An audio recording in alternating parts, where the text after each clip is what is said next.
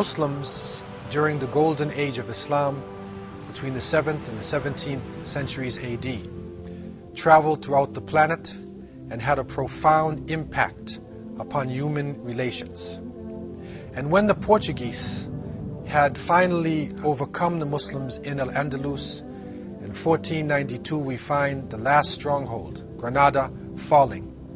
They inherited a technology that was a combination of the technologies of China and India and ancient Europe and Africa and the world. And it is reported that one of the conquerors, known as an explorer, Vasco da Gama, he rounded the Cape of Good Hope in the 15th century, and he was seeking a way around southern Africa. It was not surprising that he was able to do this, because his boat was designed by Muslims, and he carried an astrolabe with him and other devices, and Morescos were on his boat, and he hired a navigator, Ahmed bin Majid. And so he found his way around with Islamic help and reached into the Indian Ocean. And the Arab seafarers were familiar with the Indian Ocean from earliest times. Now historians and geographers are realizing that not only did they travel the East African coastline, but they went deep into the south. What is reported is that they actually went around the southern part of Africa, and they made it into the Cape of Good Hope long before European presence. The first recorded presence of Muslims in the Cape, where we actually have written records, is coming in the Western Cape around the 1650s. And in what is now known as Cape Town, the Dutch established a colony on the coastline. In this colony, they brought slaves and political prisoners from India, from Indonesia, from New Guinea, from Malaysia, from Madagascar, and from East and West Africa. And this base of operations that the Dutch had developed, you could say, or it is now known as the mother city of South Africa. And within the Cape itself, there were a number of early Islamic personalities. In these personalities, there was Tuan Matarin, who was a prisoner on Robben Island. There was also Tuan Rahman and Tuan Mahmud, who came from Sumatra in Indonesia. In 1667, they were able to establish a community in an area of Cape Town that is known as Constantia. And by 1694, and especially in April 2nd of 1694, a special personality comes into the Cape region. That is Sheikh Yusuf of Makassar. He arrived as a political prisoner, and he was known to be a very important person within Indonesia and all of the Malaysian lands. He came in with his family and 49 followers. He was related to one of the sultans of Indonesia. He had made pilgrimage to Mecca in 1644. He stayed in Mecca, and he became fluent in the Arabic language. He memorized the Quran. He became proficient in Quranic interpretation known as tafsir. He studied the hadiths, the sayings of the Prophet Muhammad, peace be upon him. He studied jurisprudence. He studied the traditional Islamic sciences. And he became a very important person within the culture of the people of the Cape. He is known to have struggled in Indonesia, and it is through his efforts that a community starts to develop. And we find, again, a beautiful blending that is happening within cultures that develops the culture of the people of the Cape. The Dutch had used their superior weapons to defeat the Indonesians. They also used division between emirs and kings and greed, something similar to what happened in Andalusia. Sheikh Yusuf himself resisted colonization, and with 4,000 fighters, he resisted for a long period of time until finally he was captured and exiled to Sri Lanka. From Sri Lanka, he then entered into the Cape. And so he is recognized as a very important personality within South African Muslim culture. He is looked upon as the father of the Muslims within the Cape. In his group, his colony that was set up, were 12 imams and their wives and their children. And they settled in the mouth of the Erst River. And Sheikh Yusuf of Makassar, rahimahullah, he was able to rally the Muslim slaves to conduct religious services, and he spread Islam to the indigenous Khoi Khoi people who were living in that region. He died in 1699, but he is still known today as the father of the Muslims of the Cape and as a very important figure within Islamic history in Southern Africa. He wrote books in 3 languages. He wrote in Malay, Boganese, and in Arabic. And his memory is cherished by the people of the Cape and recognized as one of the most important individuals in their history. By 1725, the Cape is now developing, and slaves are being brought in, again from Indonesia, from Madagascar, from East Africa, from different parts of Sri Lanka and India. And it is reported that 3,000 convicts, prisoners of war, were brought in specially to work on the harbor itself. And amongst these prisoners of war are people that they call bandit imams or exiled imams. And these imams work directly with the people. And what they presented for the slaves at that time was an alternative culture. So you could say in a sense that it was a form of resistance. And that's why the authorities called them bandits, although they were highly religious people. But they were giving an alternative to the alcohol and the adultery and the confusion that was coming within the predominant Dutch culture at the time. These imams conducted special gatherings in private homes, especially those that were owned by freed Muslims. And their resistance became powerful. And many slaves, or especially those people who were able to come out of slavery to manumit themselves and were free, entered into Islam. Another important issue happening in the Cape region at the time is that wine becomes an important export. And the Muslim slaves now did not drink alcohol, but they were involved heavily in education, and they preferred not to drink, so they were more sober than the non-Muslim people who were there, who were working in the region. And so large numbers of people accept Islam, and upward mobility is actually developed through accepting Islam. And the Dutch authorities, although they hated the resistance in the Muslims, they wanted to have Muslims working because they weren't drunk, they were honest people, and they prayed. And that is a benefit for somebody who is controlling an area and needs strong, sober, sustained help. When the British abolished slavery and they freed African people in a number of their colonies, about 5,000 of these Africans came into the region between 1808 and 1856. They came mainly from Mozambique, and when they came into the region, they actually saw Islam as the best alternative for their lives. So they entered into Islam in large numbers, and they bolstered the Muslim community, and strong madrasas start to develop.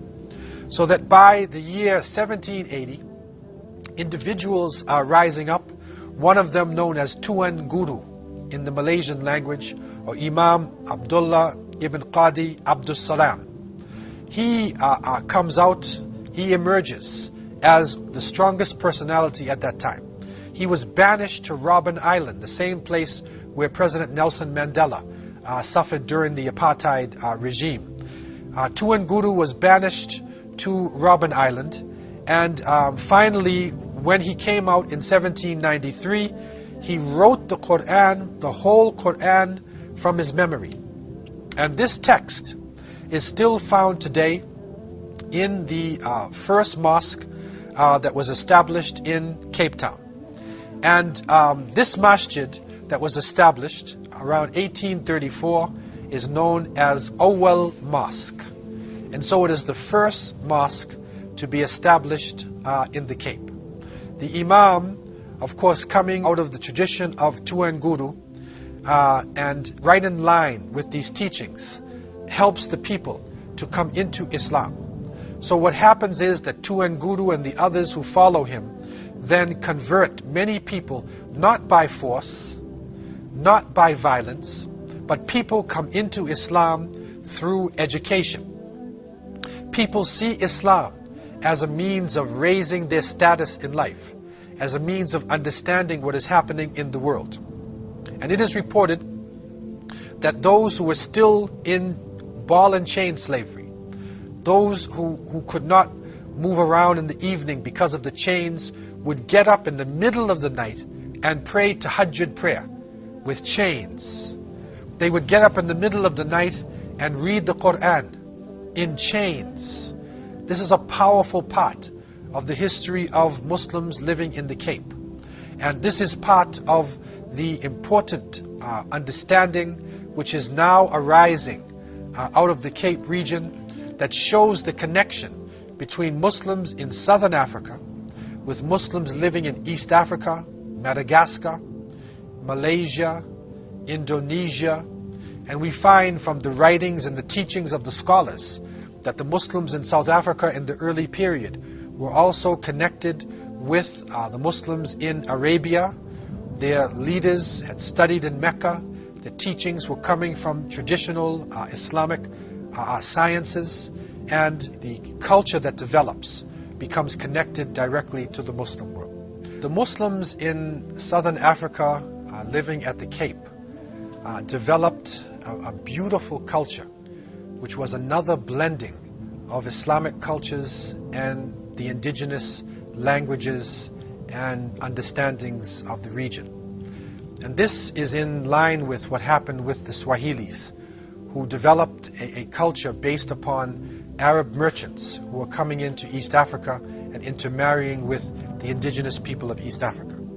In this case, we have slaves and political prisoners who are coming from the East, coming from Indonesia and Malaysia, from Sri Lanka, from Madagascar, from East Africa, and even from West Africa, all coming into the Cape, and they are being controlled by the Dutch.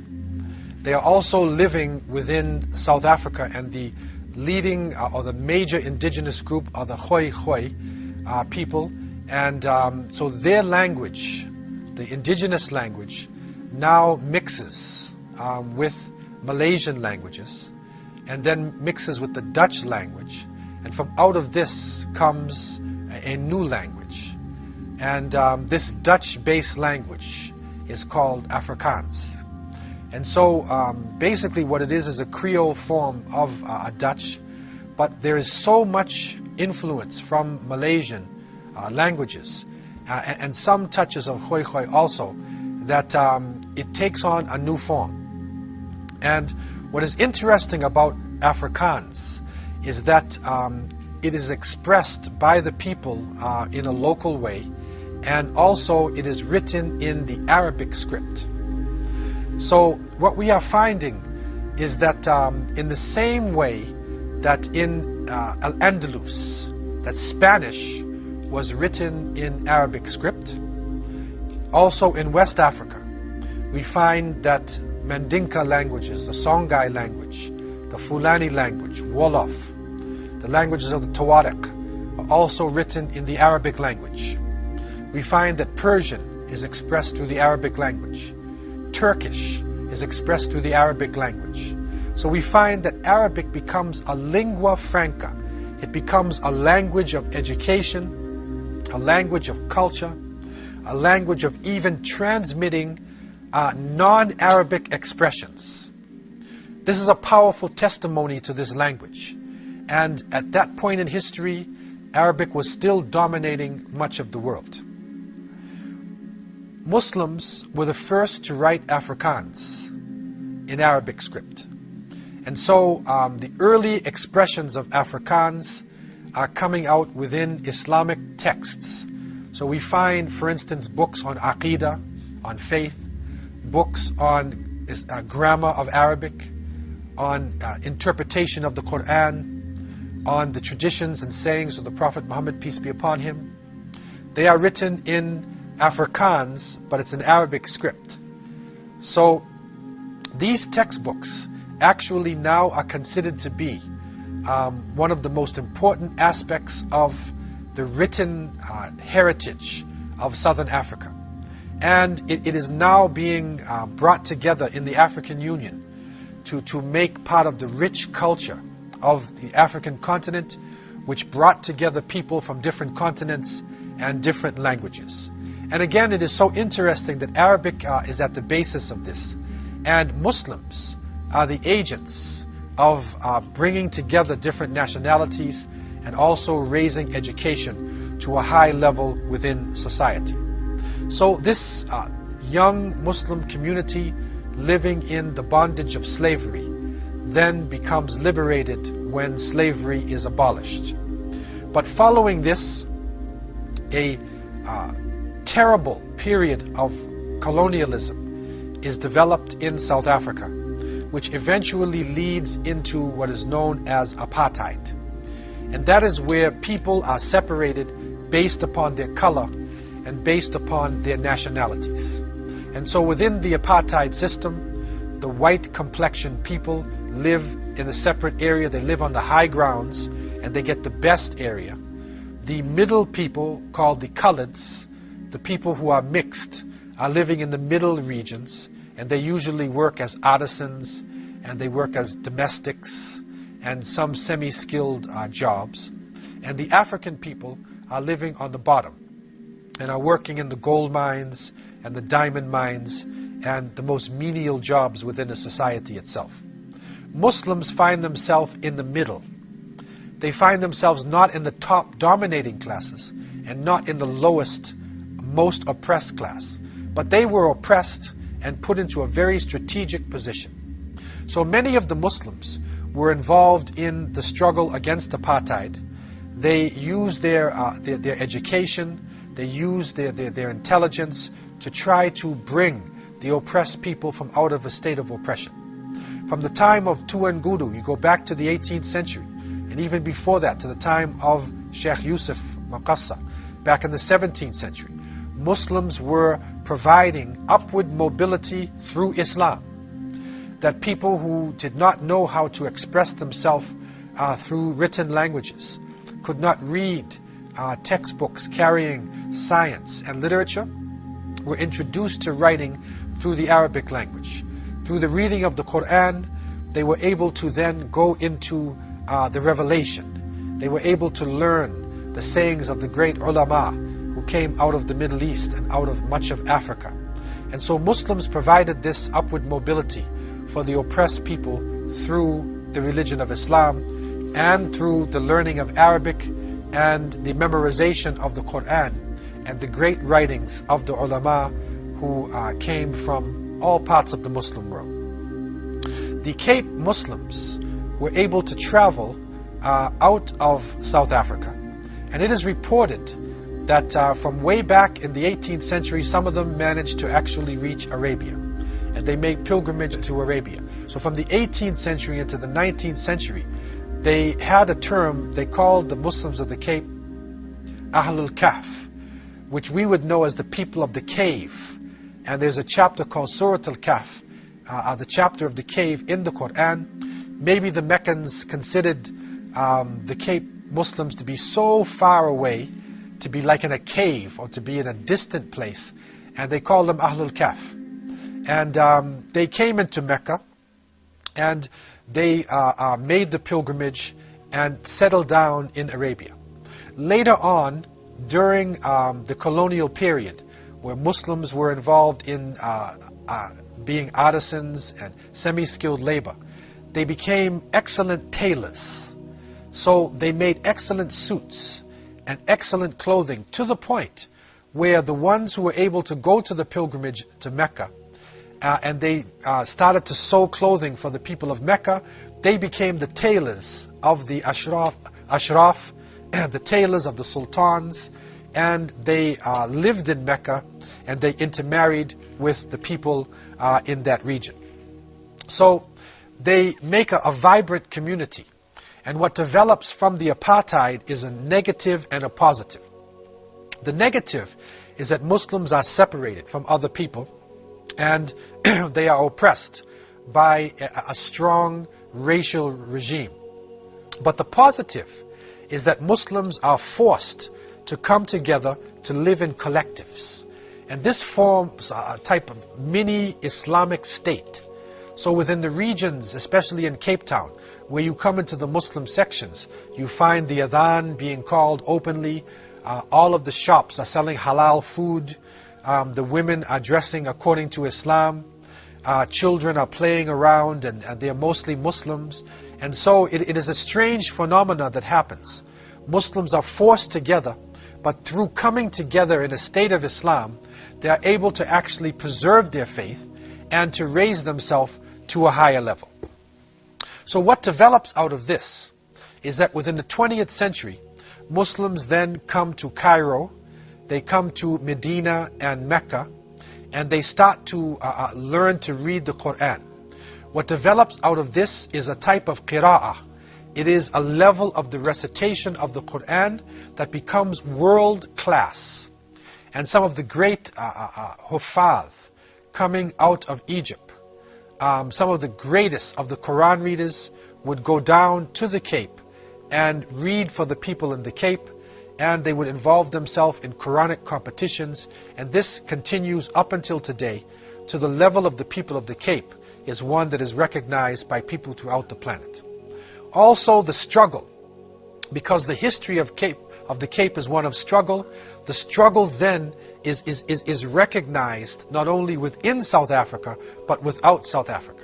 So Muslims from the Cape also are very much involved in the issues within the Muslim world. And they have a very powerful voice. And although their number is small, their voice is heard throughout the world. So this culture of the Cape is a beautiful blending.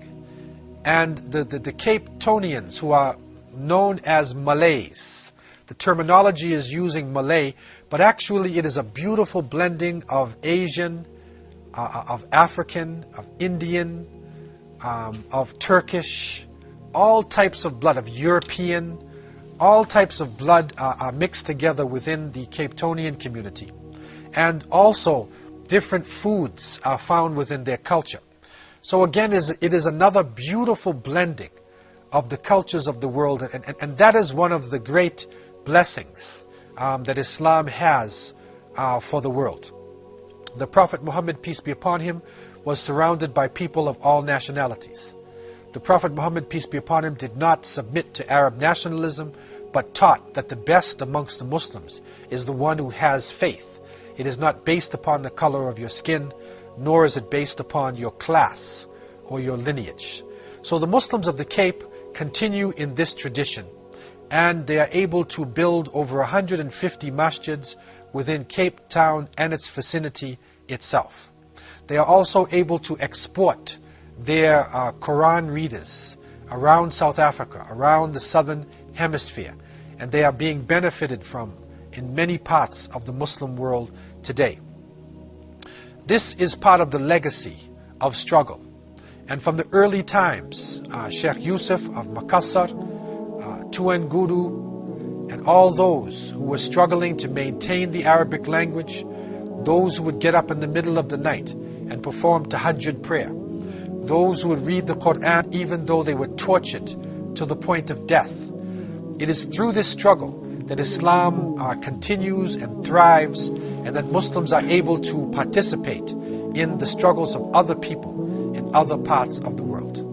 And so we again open up this gem of wisdom, an untold story of Islam, an untold story of world history. I leave you with this in peace. Assalamu alaikum wa rahmatullahi wa barakatuh.